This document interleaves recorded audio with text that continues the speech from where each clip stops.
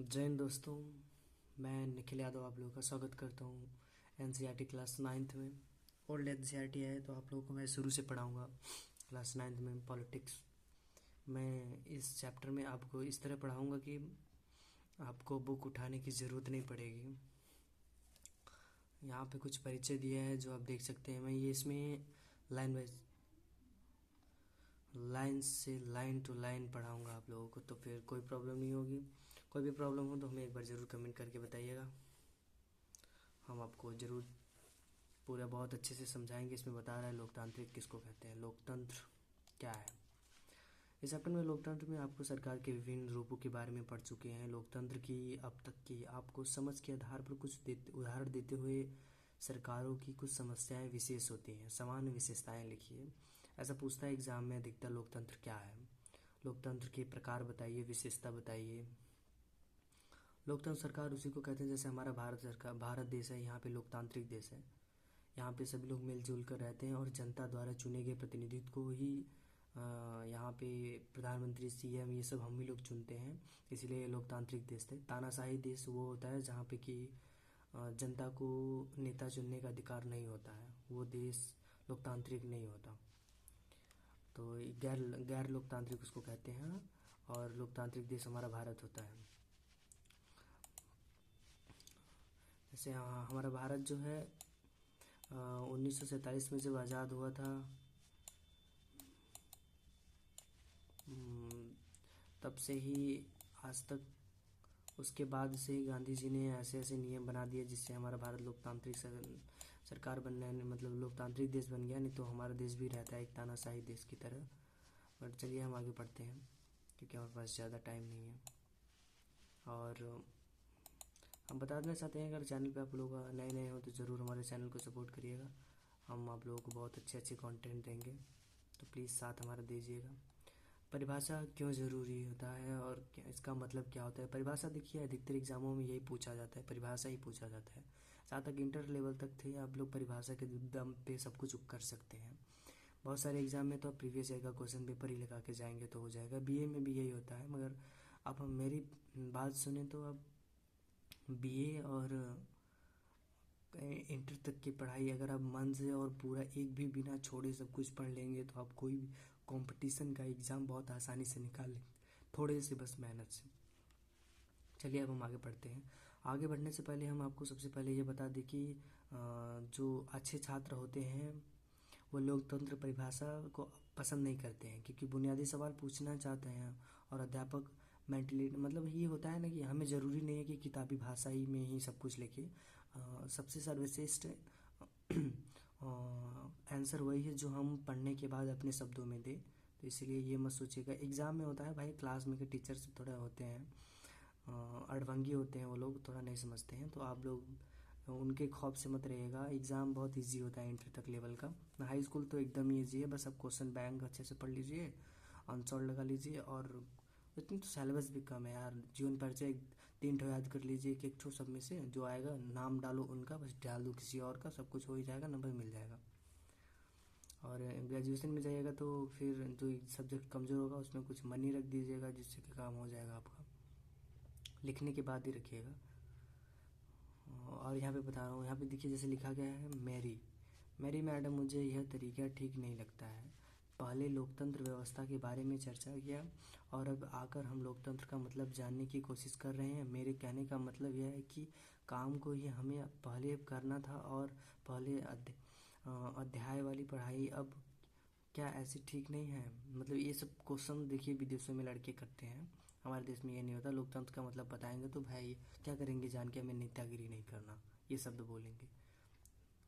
और आप देखिए जैसे मैरी है मैडम, आपके कहने का मतलब यह है कि इस विषय पर खुद को सोचने का कोई शॉर्टकट नहीं है। हमें इसके अर्थ पर गौर करना नहीं होगा और इसकी परिभाषा गढ़नी होगी। लिंगभेद मैडम की एकदम सही, इसीलिए आओ यह काम कर डालो। एक सरल परिभाषा में हम आज जानते हैं और चर्चा करेंगे कि गैर लोकतंत्र किसको कहते हैं। जैसे लोकतंत्र बताने का दावा करने वाली सरकारों के बीच की समानताओं और असमानताओं से जुड़ी थी। सभी लोकतांत्रिक व्यवस्थाओं को पहचान के लिए एक बहुत ही सरल पैमाने था। के पास अपनी सरकार को चुनने का अधिकार होना। इसलिए हम एक सरल परिभाषा से शुरू कर सकते हैं। और लोकतंत्र शासन का एक ऐसा रूप है जिसमें शासकों का चुनाव लोग करते हैं। यह एक उपयोगी शुरुआत है। परिभाषा बहुत स्पष्ट ढंग से लोकतांत्रिक और गैर लोकतांत्रिक शासन यहाँ पे है व्यवस्थाओं के अंतर कर देती है। म्यांमार और सैनिक शासकों का चुनाव लोगों ने किया है, और जिन लोगों का सेना पर नियंत्रण था वे देश के शासन बन गए, और शासक के फैसलों में लोगों की कोई भागीदारी नहीं है। पेनिसे जैसे तानाशाह चिले जिसको कहा जाता था, चुनाव लोग नहीं करते हैं। यह बात राजशाहियों पर भी लागू होती है। सऊदी अरब के शाह लोगों का शासक नहीं चुनते हैं, बल्कि राज परिवार में जन्मे लोगों के कारण उन्हें यह हक पाया है। लेकिन यह सरल परिभाषा पूर्णतः पर्याप्त नहीं है। इससे हमें यह समझ में आता है कि लोकतांत्रिक का मतलब लोगों का शासन है, पर इस परिभाषा का प्रयोग यदि हमने बिना सोचे समझे किया तो फिर उन सभी सरकारों को लोकतांत्रिक करना पड़ेगा जो चुनाव करवाती है, और फिर हम सही नतीजे पर नहीं पहुंच पाएंगे। जैसे कि हम अध्याय 3 में देखेंगे कि समकालीन दुनिया की हर सरकार, चाहे वह लोकतांत्रिक हो या ना हो, खुद को लोकतांत्रिक कहलाना चाहती है। इसीलिए हमें असली लोकतंत्र को दिखावटी लोकतंत्र वाली सरकारों के बीच सावधानीपूर्वक फर्क करना होगा। यह काम हम भी तभी कर पाएंगे जब हम इस परिभाषा के एक शब्द को सावधानी से समझें। लोकतंत्र हमें क्या चीज़ बताता है, हमें क्या चीज़ देता है, उसके बारे में बताते हैं। लोकतंत्र की सारी बुराइयां और उसके अधिक लोकतंत्र से दूर किया जा सकता है। लोकतंत्र हर व्यक्ति को अपना पोषक आप बन जाने का अधिकार देता है। लोकतांत्रिक का मतलब है अपनी तानाशाह को चुनाव करना, उनके मुंह से अपनी इच्छा की बातें सुनवाने के बाद। जैसे कि हमारी सरकारें हैं, हमारा भारत देश है, ये लोकतांत्रिक देश है, और इस देश में आप अपने नेता को चुनते हैं, और अगर उस नेता के द्वारा मतलब हमारे देश में पानी नहीं है, कल नहीं है, इन सब चीज़ों का पेट्रोल नहीं है, कोई दाम चीज़ का महंगा हो गया, जैसे हम टैक्स देते हैं सरकारों को। सरकार जो होता है, जैसे हमारा जीएसटी यहाँ पे लगता है, जीएसटी जो होता है जिसमें हम लोग फंड सरकार को देते हैं, सरकार हमारे लिए कार्य करती है, जैसे सड़कें बनवाना, हॉस्पिटल, निजी व्यवसाय, जितनी स्वास्थ्य सेवाएं हैं, ये सभी सरकार हमें हमारे टैक्सों के द्वारा ही देती है। और जो यहाँ पे पुलिस बल लगती है, हमारी सेना है, और एरोप्लेन के मतलब जहाँ पे जितनी भी चीज़ें हैं सरकारी और प्राइवेट, अधिकतर चीज़ें वहाँ पे हम लोग टैक्स देते हैं।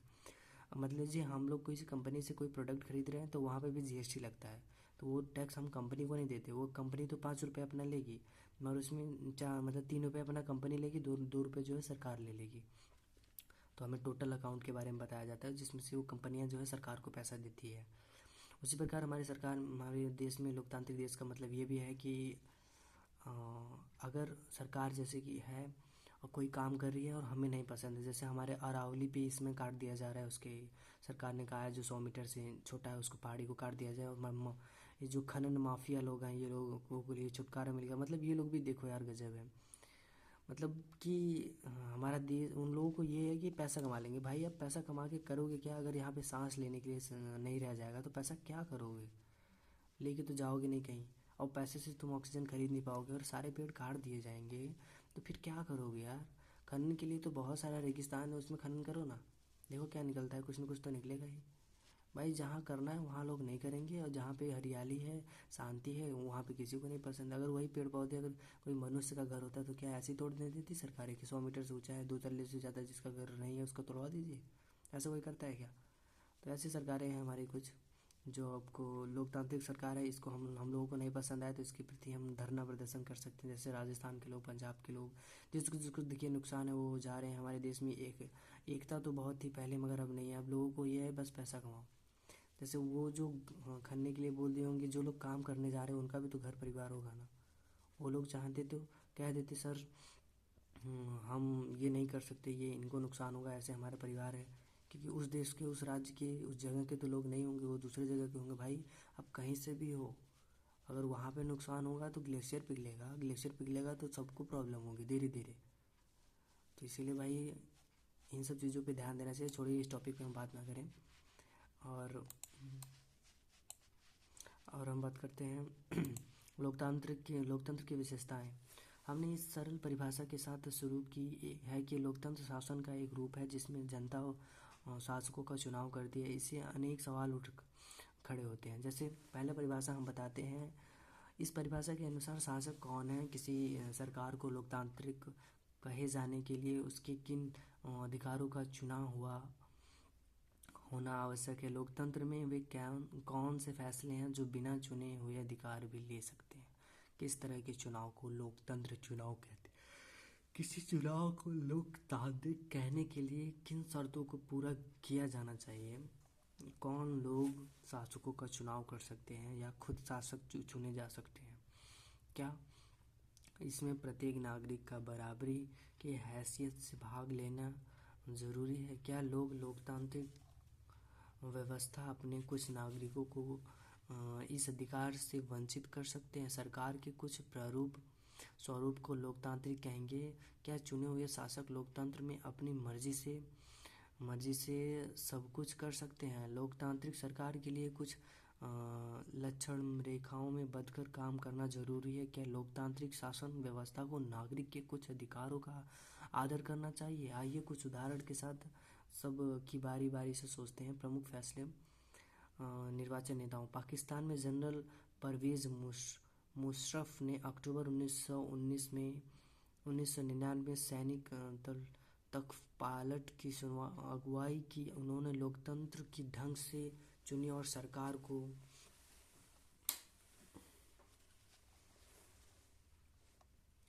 यहाँ पे कार्टून के सहारे हमें बताया जा रहा है कि वहाँ पे लोकतंत्र जब तक बात पार्टी की सदस्य का फॉर्म भरकर उसके सदस्य नहीं बनोगे अंदर नहीं जा सकते। यहाँ पे देखिए, यहाँ पे ऐसे हुआ था।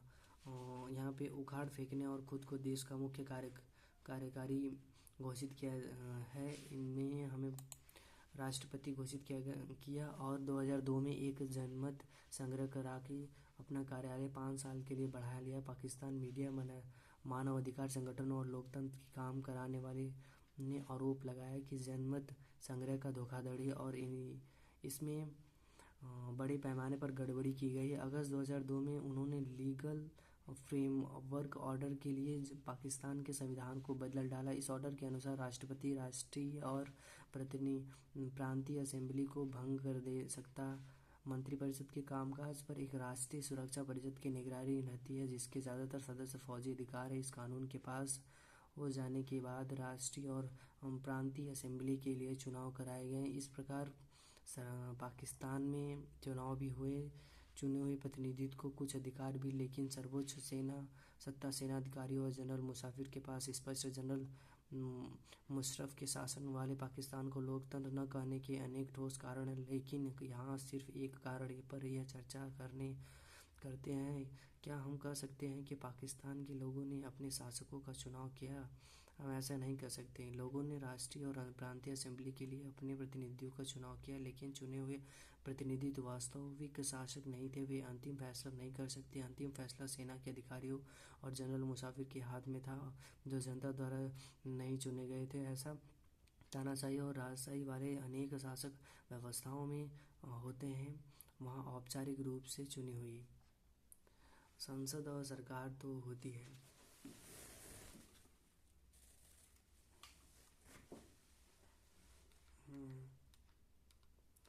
और हमसे लोकतांत्रिक शासन व्यवस्था की पहली विशेषता पर पहुँचे। लोकतंत्र निर्णय लेने की शक्ति लोगों द्वारा चुने हुए प्रतिनिधित्व के पास होनी चाहिए। ये सब हमें लोकतंत्र सरकार ही सिखा सकती है और कहीं नहीं बताया सकता। स्वतंत्र और निष्पक्ष चुनाव का मुकाबला कैसे होता है? चीन की संसद में कंगाओ रेमाओ दवाई कहते हैं। चीन की संसद के लिए प्रति 5 वर्ष बाद नियमित रूप से चुनाव होते हैं। इस संसद को देश का राष्ट्रपति नियुक्त करने का अधिकार है। इसमें चीन के करीब 3000 सदस्य आते हैं। कुछ सदस्य का चुनाव ऐसे भी करती है। चुनाव लड़ने से पहले सभी उम्मीदवार को चीनी कम्युनिस्ट पार्टी में मंजूरी लेनी होती है। 2002 से 2003 के बारे में हमें ये बताया जा रहा है। चुनाव में सिर्फ इतने लोग सम्मिलित की छोटी पार्टियों में सदस्य 2 ही चुनाव लड़ सकते हैं। अनुमति मिली सरकार सदा कम्युनिस्ट पार्टी में पार्टी की ही बनती है। 1930 में आज़ाद होने के बाद मैक्सिको में हर 6 वर्ष बाद राष्ट्रपति चुनाव चुनने के लिए चुनाव कराए जाते हैं। देश में कभी भी फौजी शासन या तानाशाही नहीं आई, लेकिन 2000 तक हर चुनाव में पीआरआई इंस्टीट्यूशनल रिवॉल्यूशनरी पार्टी नाम की एक पार्टी को जीत मिलती थी। विपक्षी दल चुनाव में हिस्से लेते थे पर कभी भी उन्हें जीत हासिल नहीं होती थी। चुनाव में तरह तरह के हथकंडे अपनाकर हाल में जीत हासिल करने के लिए पीआरआई कुख्यात थी। सरकारी दफ्तरों में काम करने वाले सभी लोगों के लिए पार्टी की बैठकों में जाना अनिवार्य था। सरकारी स्कूल में अध्यापक अपने छात्र छात्राओं को माँ बाप से पीआरआई के लिए वोट देने को कहते थे। मीडिया भी जब तक विपक्षी दलों का आलोचना करने का अलावा उनकी गतिविधियों को नज़रअंदाज करती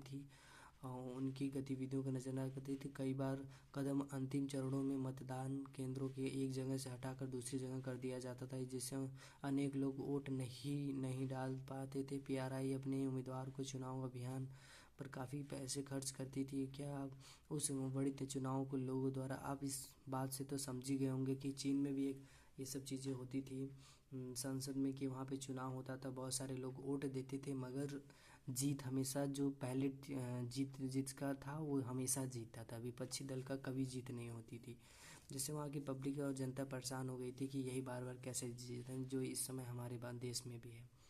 लोगों के शासन कोई वास्तविक और गंभीर विकल्प ही नहीं है। लोगों को शासक दल या उसके द्वारा स्वीकृत उम्मीदवारों की ही वोट देना होता है। क्या हम इसे मनपसंद चुनाव कर सकते हैं? मैक्सिको के मामले में ऐसा लगता है कि कहने को विकल्प होते हुए भी असल में कहीं वहाँ की जनता के पास कोई दूसरा विकल्प न था। किसी भी तरह वहाँ शासक दल को पराजित नहीं किया जा सकता था, लोगों को पराजित नहीं किया जा सकता था, लोगों के चाहने पर भी नहीं। वहाँ पर चुनाव निष्पक्ष नहीं थे। इस प्रकार अब हम लोकतंत्र की अपनी समझ में एक अन्य विशेषताओं या गुणों को जोड़ सकते हैं। लोकतंत्र के लिए सिर्फ चुनाव कराना ही पर्याप्त नहीं होता। चुनाव में एक से ज़्यादा असली राजनीतिक विकल्पों के बीच में चुनने का अधिकार स्थिति भी होनी चाहिए। लोकतंत्र निष्पक्ष और स्वतंत्रता चुनने पर आधारित होना चाहिए, ताकि सत्ता में बैठे लोगों के लिए जीत हार की समान अवसर हो। व्यक्ति का वोट, एक व्यक्ति एक वोट एक मोल। पहले हमने पढ़ा है कि किस तरह का लोकतंत्र लिए होने वाला संघर्ष सार्वभौमिक वयस्क मताधिकार से जुड़ा था। अब इस सिद्धांत में लोगों लगभग पूरी दुनिया में मान लिया गया है कि किसी व्यक्ति को मतदान के समान अधिकार से वंचित करने के उदाहरण भी कम नहीं है। 2015 तक सऊदी अरब में औरतों को वोट देने का अधिकार नहीं था। इस्टोनी में यह नागरिकता के नियम कुछ इस तरह से बनाए गए थे कि रूसों अल्पसंख्यक समाज के लोगों को मतदान का अधिकार हासिल करने में मुश्किल होता था। वैसे ही हमारे देश में भी था। लोकतंत्र में हर वयस्क नागरिक का एक वोट होना चाहिए, हर वोट का एक समान मूल्य होना चाहिए। ये जो था आखिरकार एक व्यक्ति एक वोट। वे भी क्या दिन थे जब मैं भी एक व्यक्ति और मेरा एक मात्र वोट था और मुझे भी पसंद था। कानून और राज का अधिकार, ये अंदर के जिम्बाब्वे में 1980 में अल्पसंख्यक गोरों के शासन में मुक्त हुआ। इस चैप्टर में हमें इसमें ये बताया जाएगा कि अफ्रीका में जो था वहाँ पे नहीं, हमारे देश में भी था 1980 के लगभग, कि उस समय बस हमारे देश में, उससे पहले ही उस समय हमारे देश में बस जो पढ़े लिखे लोग रहते थे, जो अमीर लोग रहते थे, बस उन्हें ही वोट देने का अधिकार था। और जो पिछड़े लोग के रहते थे, जो अन्य जातियाँ थी, उन सबको वोट देने का अधिकार नहीं था। मगर हमारे गांधी जी ने और सभी लोगों ने, जो डॉक्टर भीमराव अम्बेडकर ने, इन सब का विरोध किया और हमारे देश में ऐसे कानून बनाए जो कि लोकतांत्रिक सरकार और लोकतांत्रिक देश बना हमारा भारत। जिम्बाब्वे की 1980 में अल्पसंख्यक गोरों के शासन से मुक्त मिली। उसके बाद देश पर जानू पीएफ दल का राज, जिसने देश के स्वतंत्रता संघर्ष की अनुयायी की थी। इसके नेता रॉबर्ट मुगाबे आज़ादी के बाद में ही शासन कर थे। चुनाव नियमित रूप से होती थी और सदा जुने पीएफ दल की जीतता था। राष्ट्रपति मुगाबे कम लोकप्रिय नहीं थे, पर वे चुनाव में गलत तरीके भी अपनाते थे। आज़ादी के बाद उनके सरकार ने कई बार संविधान में बदलाव करके राष्ट्रपति के अधिकारों में वृद्धि की थी और उनकी जवाबदेही को कम किया था। विपक्षी दलों के कार्यकर्ताओं को परेशान किया था। उनकी सभाओं में गड़बड़ी कराकर उनकी सरकार विरोधी प्रदर्शन और आंदोलन की गैर कानूनी घोषित कर दिया गया था। ऐसा कानून भी था जो राष्ट्रपति को आलोचना के अधिकार को सीमित करता था। टेलीविज़न और रेडियो पर सरकारी नियंत्रण था और उन पर सिर्फ शासन दल को विचार प्रशासित होता था। अखबार स्वतंत्र थे, पर सरकार की आलोचना करने वाले पत्रकारों को परेशान किया जाता था। सरकार ने कुछ ऐसे अदालत अदालती फैसलों का परवाह नहीं किया जो खिलाफ आ जाते थे। उसमें जर्जों का जवाब भी था। 2017 में मुगाबले के राष्ट्रपति पद से हटा दिया गया। जिम्बाब्वे का उदाहरण है। बताइए, शासकों के लिए बार बार जनादेश पाना लोकतंत्र की एक ज़रूरत है, पर इतना ही पर्याप्त नहीं। लोकप्रिय नेता भी अलोकतांत्रिक हो सकता है। लोकप्रिय नेता भी तानाशाह हो सकता है। अगर हम लोकतंत्र को परखना चाहते हैं तो चुनाव पर नज़र डालना ज़रूरी है। उतना ही ज़रूरी है चुनाव पहले और बाद स्थिति में नज़र डाली जाए तो चुनाव से पहले सत्ता पक्ष के विरोधी समूह के कामकाज समेत सभी तरह की राजनीतिक गतिविधियों पर पर्याप्त गुंजाइश रहनी चाहिए। इसके लिए ज़रूर सरकारों और नागरिकों के कुछ बुनियादी अधिकारों का आदर करें। उनको सोचने की और अपनी राय बनाने की, सार्वजनिक रूप से अपने विचार व्यक्त करने की, संगठन बनाने की, विरोध करने और अन्य राजनीतिक गतिविधियां कराने की स्वतंत्रता होनी चाहिए। कानून को नज़र सभी लोगों को शासन होनी चाहिए। इन अधिकारों की रक्षा स्वतंत्र न्यायालय को करनी चाहिए जिसके आदेशों का पालन सब लोग करते हैं। और इन अधिकारों के बारे में हम अधिकार विस्तार में अध्याय 5 में पढ़ेंगे। इस प्रकार कुछ शर्तों और चुनावों को बाद सरकार चलाने के तौर तरीकों पर लागू होती है। एक लोकतांत्रिक सरकार सिर्फ एक कारण से मनमानी नहीं कर सकती है। चुनाव जीता उसमें कुछ बुनियादी और तौर तरीकों का पालन करना होता है, खास तौर पर उससे अल्पतम वाले समूहों में जो कुछ गारंटी और आदर का करना चाहिए। परिभाषा का सारांश यही है कि लोकतंत्र सरकार का एक ऐसा रूप जिसमें शासकों का चुनाव लोग करते हैं और उसके बाद वो जो शासक बनता है वो अपनी तरह एक तानाशाह की तरह वर्क करता है, जो आपकी बहुत अच्छे भली भांति जानते हैं। लोकतंत्र ही क्यों? मैडम दिंगदे की कक्षा में इतने तो लोकतंत्र के गुण और विचार पे बताते हैं। हम लोकतंत्र देश में रहते हैं, दुनिया भर में सभी जगह लोग लोकतंत्र चाहते हैं। जिन देशों में पहले लोकतंत्र शासन प्रणाली नहीं थी वहाँ भी अब इसे अपनाया जा रहा है। सभी महान लोगों ने लोकतंत्र के बारे में अच्छी अच्छी बातें कही और इतना से स्पष्ट नहीं हो पाया तो फिर और भी काम किए गए। लोकतंत्र के खिलाफ तर्क। लोकतंत्र में नेता बदलते रहते हैं, इससे स्थिरता पैदा होती है। लोकतंत्र का मतलब सिर्फ राजनीतिक लड़ाई और सत्ता का खेल है या नैतिकता की कोई जगह नहीं होती। ये सब क्वेश्चन है। निश्चित रूप से लोकतंत्र सभी समस्याओं को खत्म करने वाला जादू नहीं है, पर लोकतंत्र ने हमारे देश में यह दुनिया अन्य हिस्सों में गरीबी नहीं मिटाई। सरकार ने स्वरूप के तौर पर लोकतंत्र सिर्फ बुनियादी चीज़ों को देखता है। लोग अपने बारे में खुद फैसले करते हैं। इससे इस बात की गारंटी नहीं हो जाती कि सभी फैसले अच्छे ही होंगे। लोग गलतियां और गारंटियों के बारे में नहीं सोचते हैं। और लोकतंत्र के पक्ष में तर्क। चीन में 1958 और 61 के दौरान पड़ा अकाल विश्व इतिहास का अब तक का सबसे भव्य अकाल था। इसमें करीब 3 करोड़ लोग भूख से मरे थे।